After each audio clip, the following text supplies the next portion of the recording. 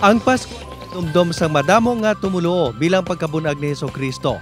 Ang Dios anak nga nagsakripisyo sa iya kabuhi para ang mga tawo ang maluwas sa kasalanan. Sa siningation nga madamo ang naghahanda sa regalo para sa mga kakilala kag pinalangga sa kabuhi. Subong adlaw sang Pasko, ang kahulugan sini ang aton tutukan sa spotlight. Christmas Day subong nga adlaw ang ginatawag nga the most wonderful time of the year. Kagini nga selebrasyon ang aton talakayon subong nga aga upod sa Director sang Social Communications Office sang Archdiocese of Haro, si Reverend Father Angelo Colada. Merry Christmas, Father, kag welcome sa GMA Regional TV Early Edition. Good morning, kag Merry Christmas, kag sa tanan nga mga televiewers naton sa GMA Regional TV Early Edition nga programa. Ginaselebrar subong sa mga tumuluo nga Katoliko ang adlaw sang Pasko, Father, ang pagkabunag sang manluluwas nga si Hesukristo. Ano bala ka importante sini nga adlaw para sa aton nga pagtuo? Subong panahon na sa pagkatawo sa aton Ginoo o kon Christmas season, no? Nga officially nag-start, no? December 25, and tama ini ka importante sa aton nga pagtuo bilang Katoliko, pero titandaan natin ang Christmas is not just a birthday. Though generally, we consider this as a birthday of our Lord Jesus Christ. Pero kung pabili natin yung birthday, isa lang ni kaadlaw, no? But titandaan natin nga ang pagkatawo sa aton Ginoo, sugod pa lang, no? Sa sinang misyon, ang plano sa Diyos para sa aton. Ang luluwas nagkarina. Kag ti ko tanaw naton, ari na siya. No? Kag silingon mga utod, maghahatag siya sa aton sing paglaom para sa palaabuton. Kaya ang dalon niya para sa aton amo ang kaluwasan. Sa tion sang Pasko, uso ang hatagay gid sang regalo kag ang preparasyon no sang Noche Buena.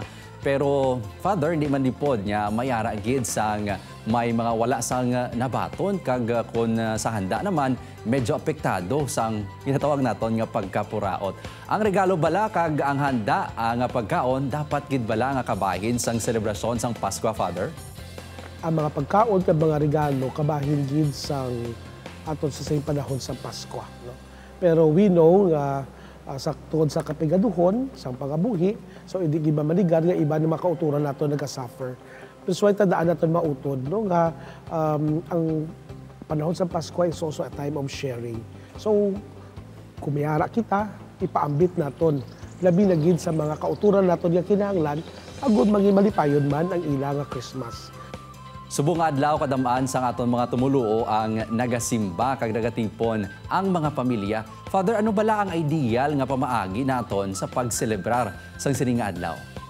So this is the ideal, no, nga pag-celebrate sa Christmas, going to mass as family, no. Of course, iban sa aton kay naga-separate naman sa kag may kanya-kanya naman nga pangabuhi, so di gid magkalipat sa pagsimba because that's the greatest nga pinakamatahom nga pamaagi nga ma-celebrate naton as we give thanks, no, to God for this gift of our Lord Jesus Christ, is to attend the Holy Eucharist, to reflect on the Word of God, and at the same time sa pagtipon man naton bilang pamilya, let others feel, no, may sa aton nga tagsa-tagsa ka mga pamilya ang the joy, no, and the love, no, that experience, especially in this season. Ang bulan sang Disyembre ang espesyal gid nga tion no sang tuig bangod diri natuon ang selebrasyon sang Pasko, Father. Sa mga tumuluo paano naton ayhan ipangabuhi ang espiritu sinibisin o kon bisan hindi bulan no sang Disyembre, Father. Okay, of course, no, may siling sang kanta nga kahit hindi Pasko ay magbigayan, no, di ba la? So hindi mabot silingon nga hulaton pa naton ang Christmas, no, para nga maging maaluan kita, no, hindi na maayo nga panimuot sa isa ka Kristiyano, no, hindi nga Kristiyano kita o kung Katoliko kita pa weather lang o kung saan lang kita abuton, no, nga biskan hindi Disyembre, no, ang spirit of Christmas nagyadala, no, ara mas gyapon do nga it's not about the decoration kay after Christmas taguon naman naton ini and see you next year, no, but the newness, the challenge nga ginadala sa sini nga pagkatawo sa Ginoo. That is why as we approach Belen, no, o that nativity scene, as we kiss the child Jesus, tanaw naton ano ang hangkat sini sa akon. ano mga bag-o nga ginadala sini sa akon. So agud niya sa pagpadayon naton sa aton pagkabuhi, madala naton ining kalipay nga eksperyensya naton sa pagkatao sa aton Ginoo. No, ayhan, no, nagadala sa aton sa patawad, sa paghigugma, sa pagpaalagad, sa pagpaubos, sa pagpasensya, because we know na may ginapangayo gid si Jesus sa aton sa subuhang Christmas. Kung ibutan naton gid man labi nga sa point nga Christmas is a birthday sang aton Ginoo. No? Ano aton gift kay Jesus? Ano aton gift sa iya? So why not pinakamatahom nga regalo kundi ang aton man mismo kaugalingon.